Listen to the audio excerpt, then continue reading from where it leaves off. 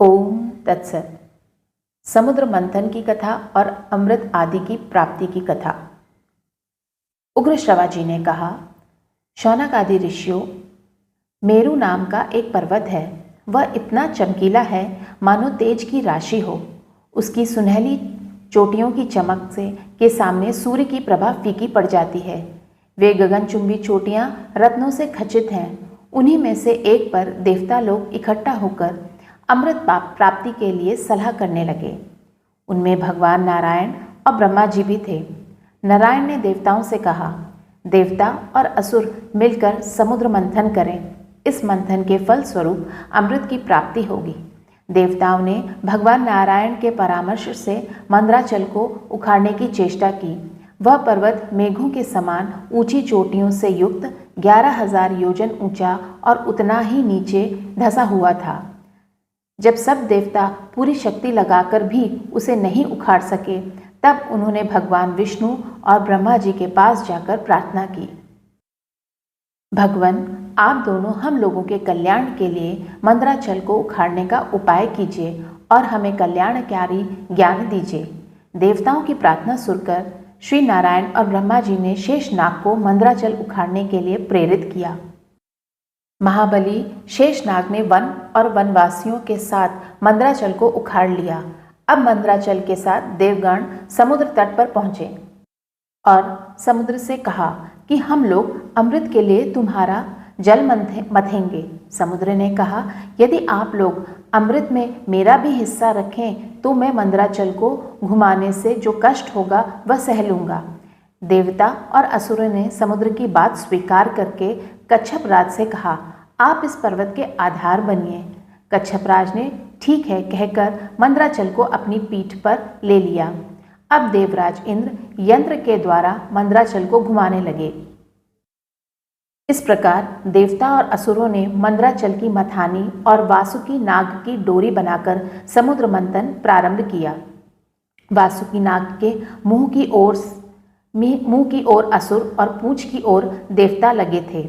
बार बार खींचे जाने के कारण वासुकी नाग के मुख से धुएं और अग्नि ज्वाला के साथ सांस निकलने लगी।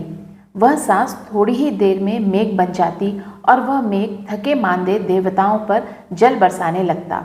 पर्वत के शिखर से पुष्पों की झड़ी लग गई। महामेघ के समान गंभीर शब्द होने लगा। पहाड़ पर के वृक्ष आपस में टकराकर गिरने लगे। उनकी रगड़ से आग लग गई। इंद्र ने मेघों के द्वारा जल बरसवाकर उन्हें शांत किया। वृक्षों के दूध और औषधियों के रस चू चू कर समुद्र में आने लगे।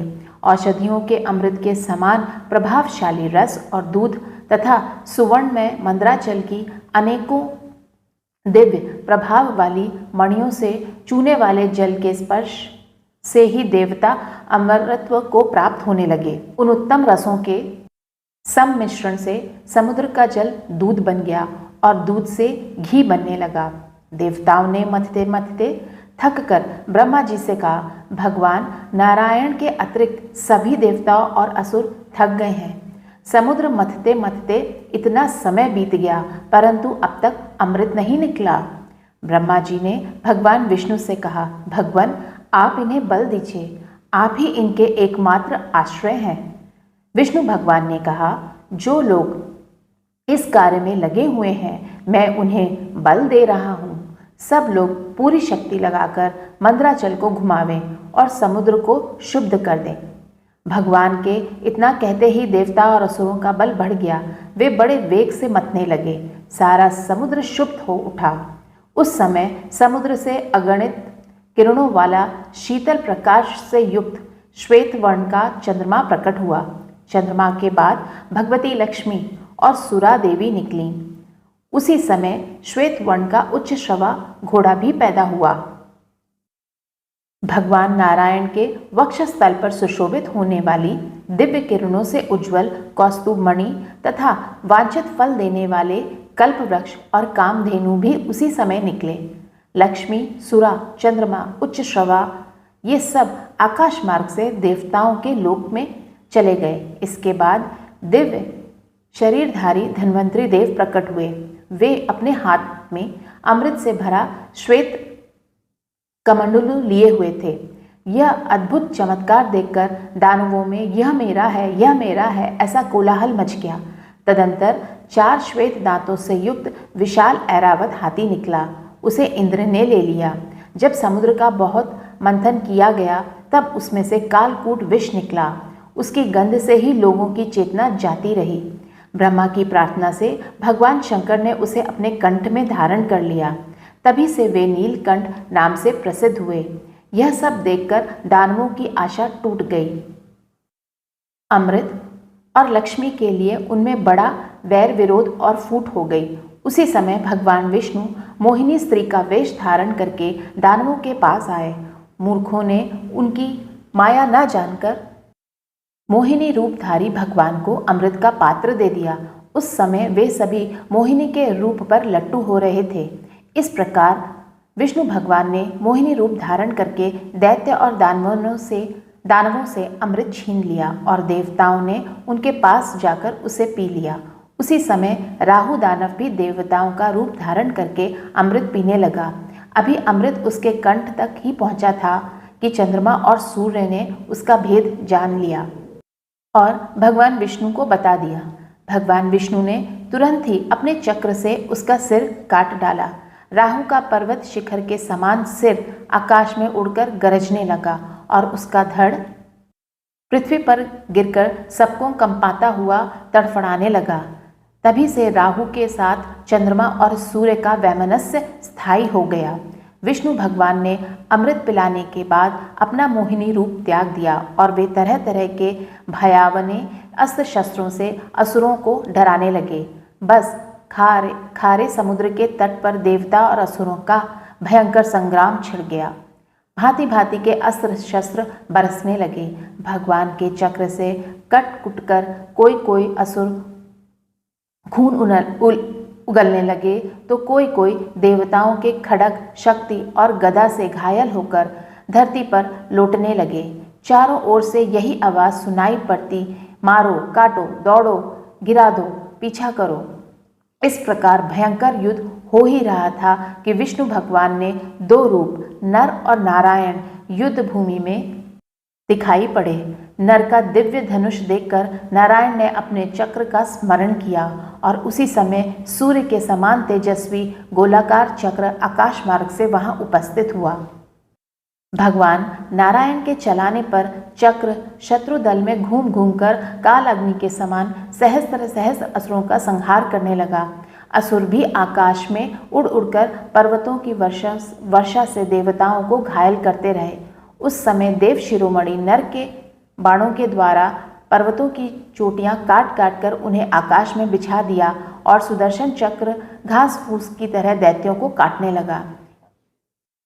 इससे भयभीत होकर असुरगण पृथ्वी और समुद्र में छिप गए। देवताओं की जीत हुई। मंदराचल को सम्मानपूर्वक यथास्थान पहुंचा दिया गया। सभी अपने अपने स्थान पर गए। देवता और इंद्र बड़े आनंद से सुरक्षित रखने के लिए भगवान नर को अमृत दे दिया। यही समुद्र मंथन की कथा है। कद्रु और विंता की कथा तथा गरुड़ की उत्पत्ति। उग्र श्रवा जी कहते हैं, शौनक आदि ऋषियों, अमृत मंथन की वह कथा जिसमें उच्च श्रवा घोड़े के उत्पन्न होने की बात भी है, आपको सुना दी। इसी उच्च श्रवा घोड़े को देखकर कद्रु ने विंता से कहा, बहन जल्दी से बताओ तो यह घोड़ा किस रंग का है। विंता ने कहा, बहन यह अश्वराज श्वेत वर्ण का है। तुम इसे किस रंग का समझती हो। कद्रु ने कहा, अवश्य ही इस घोड़े का रंग सफेद है, परंतु पूंछ काली है।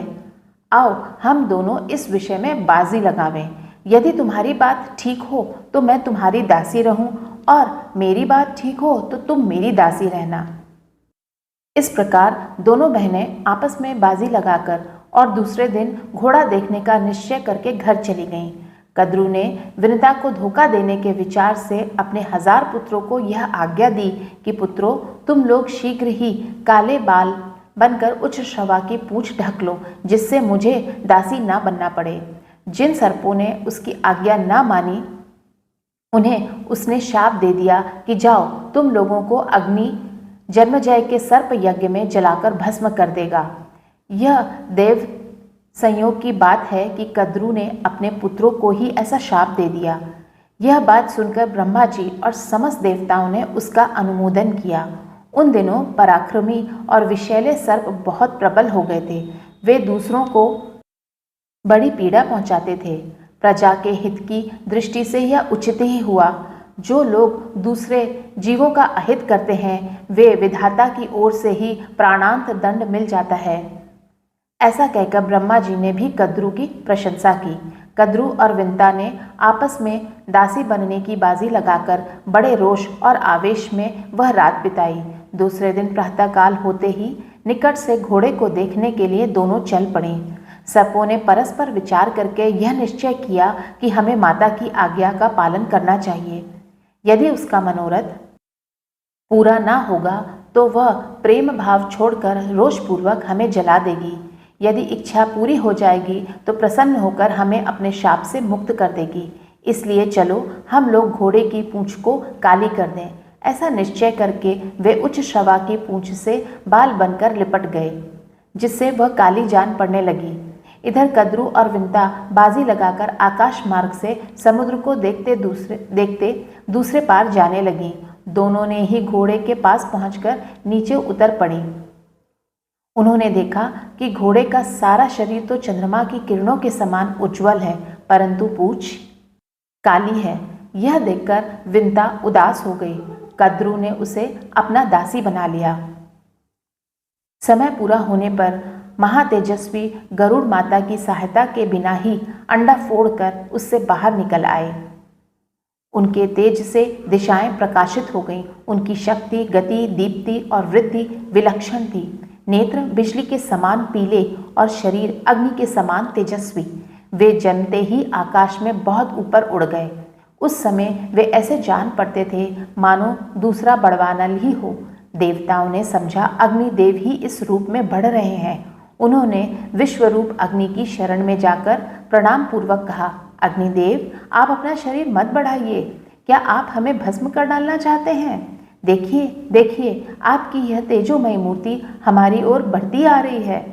अग्नि ने कहा, देवगण यह मेरी मूर्ति नहीं है, ये विंता नंदन परम तेजस्वी पक्षीराज गरुड़ हैं। इन्हीं को देखकर आप लोगों को भ्रम हुआ है। ये नागों के नाशक, देवताओं के हितैषी और असुरों के शत्रु हैं। आप इनसे भयभीत ना हो, मेरे साथ चलकर इनसे मिलें। अग्नि के साथ जाकर देवता और ऋषियों ने गरुड़ की स्तुति की। देवता और ऋषियों की स्तुति सुनकर गरुड़ जी ने कहा, मेरे भयंकर शरीर को देखकर जो लोग घबरा गए थे वे अब भयभीत ना हों। मैं अपने शरीर को छोटा और तेज को कम कर लेता हूँ। सब लोग प्रसन्नतापूर्वक लौट गए। एक दिन विंता अपने पुत्र के पास बैठी हुई थी। कद्रू ने उसे बुलाकर कहा, मुझे समुद्र के भीतर नागों का एक दर्शनीय स्थान देखना है, वहां तू मुझे ले चल। अब विंता ने कद्रू को और गरुड़ जी ने माता की आज्ञा से सर्पों को अपने कंधों पर बैठा लिया और उनके अभिष्ट स्थान को चले। गरुड़ जी बहुत ऊपर सूर्य के निकट से चल रहे थे। तीक्ष्ण गर्मी के कारण सर्प बेहोश हो गए। कद्रू ने इंद्र की प्रार्थना करके सारे आकाश को मेघमंडल से आच्छादित कर दिया।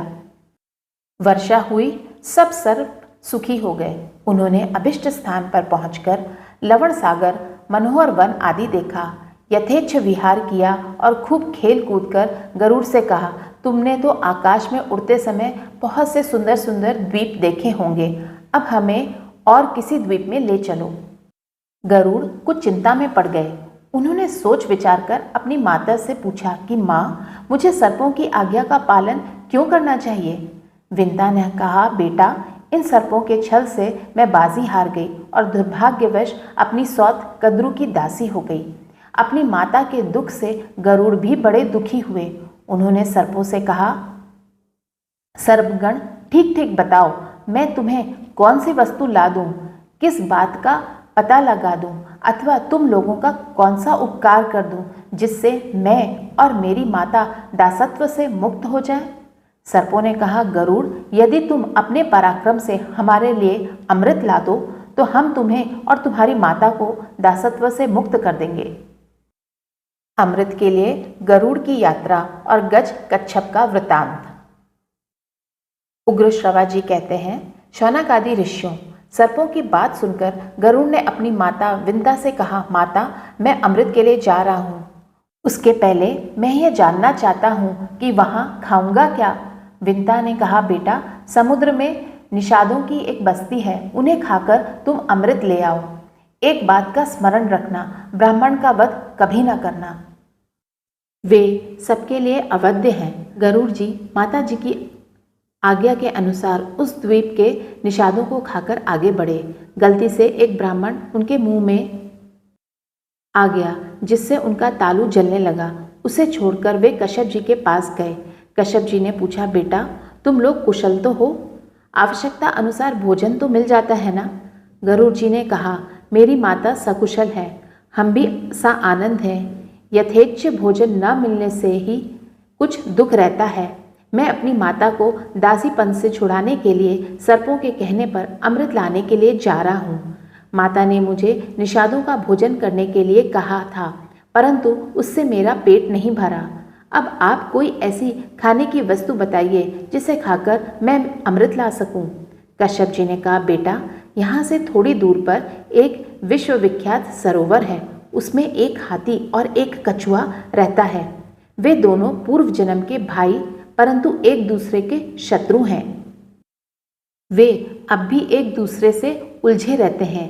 अच्छा, उनके पूर्व जन्म की कथा सुनो। प्राचीन काल में विभावसु नामक एक बड़े क्रोधी ऋषि थे। उनका छोटा भाई था बड़ा तपस्वी सुप्रतीक। सुप्रतीक अपने धन को बड़े भाइयों के साथ नहीं रखना चाहता था। वह नित्य बंटवारे के लिए कहता रहता। विभावसु ने अपने छोटे भाई से कहा, सुप्रतीक, धन के मोह के कारण ही लोग उसका बंटवारा चाहते हैं और बंटवारा होने पर एक दूसरे के विरोधी हो जाते हैं। तब शत्रु भी उनके अलग अलग मित्र बन जाते हैं और भाई भाई में भेद डाल देते हैं।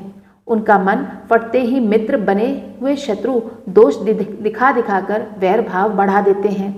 अलग अलग होने से तत्काल उनका अधोपतन हो जाता है, क्योंकि फिर वे एक दूसरे की मर्यादा और सौहार्द का ध्यान नहीं रखते।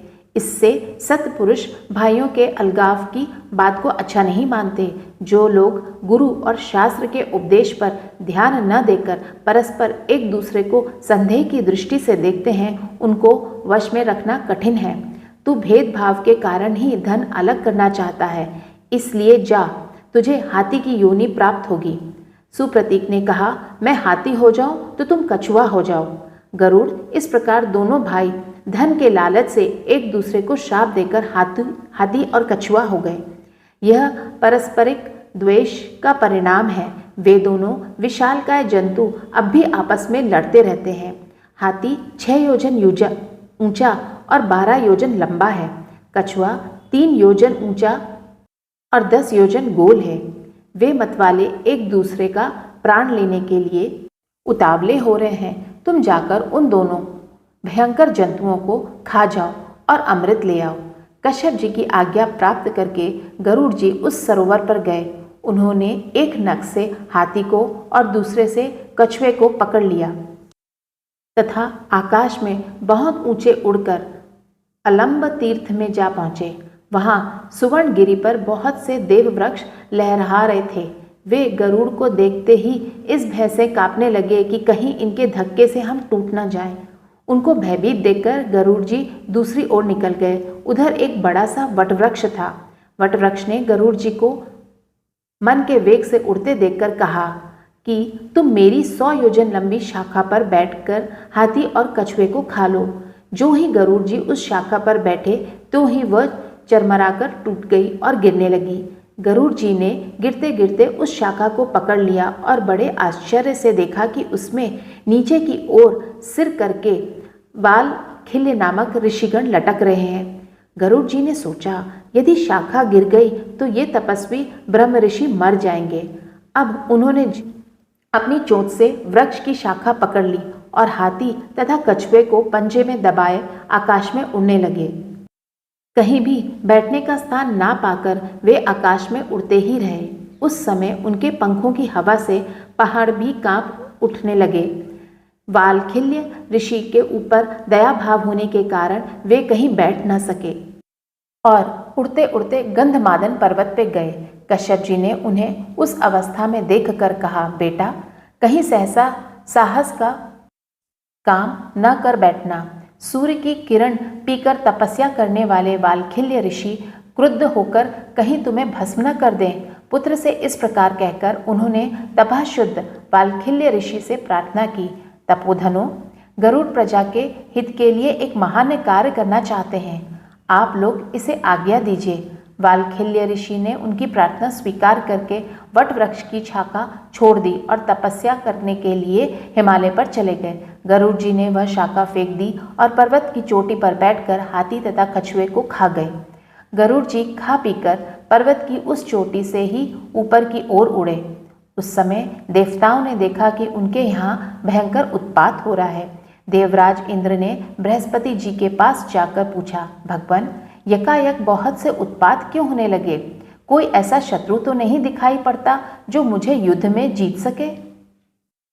बृहस्पति जी ने कहा, इंद्र, तुम्हारे अपराध और प्रमाद से तथा महात्मा वालखिल्य ऋषि के तपोबल से विंता नंदन गरुड़ अमृत लेने के लिए यहाँ आ रहे हैं। वह आकाश में स्वच्छंद विचरता तथा इच्छा अनुसार रूप धारण कर लेता है।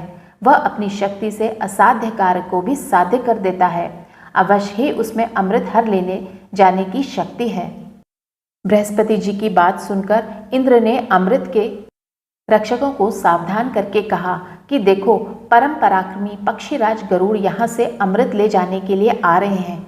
सचेत रहो, वह बलपूर्वक अमृत न ले जाने पावे। सभी देवता और स्वयं इंद्र भी अमृत को घेर कर उसकी रक्षा के लिए डट गए।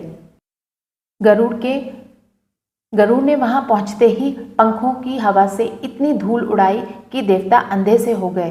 वे धूल से ढककर मूढ़ से बन गए। सभी रक्षक आंखों के खराब होने के डर से भाग गए। वे एक क्षण तक गरुड़ को देख भी नहीं सके। सारा स्वर्ग शुद्ध हो गया। चोंच और डैनकों की चोट से देवताओं के शरीर जर्जरित हो गए। इंद्र ने वायु को आज्ञा दी कि तुम यह धूल का पर्दा फाड़ दो, यह तुम्हारा कर्तव्य है। वायु ने वैसा ही किया। चारों ओर उजाला हो गया। देवता उन पर प्रहार करने लगे। गरुड़ ने उड़ते उड़ते ही गरज कर उनके प्रहार सह लिए और आकाश में उनसे भी ऊंचे पहुंच गए। देवताओं के शस्त्रों के प्रहार से गरुड़ तनिक भी विचलित नहीं हुए। उनके आक्रमण को विफल कर दिया। गरुड़ के पंखों और चोंचों की चोट से देवताओं की चमड़ी उधड़ गई। शरीर खून से लथपथ हो गए। वे घबराकर स्वयं ही तितर बितर हो गए।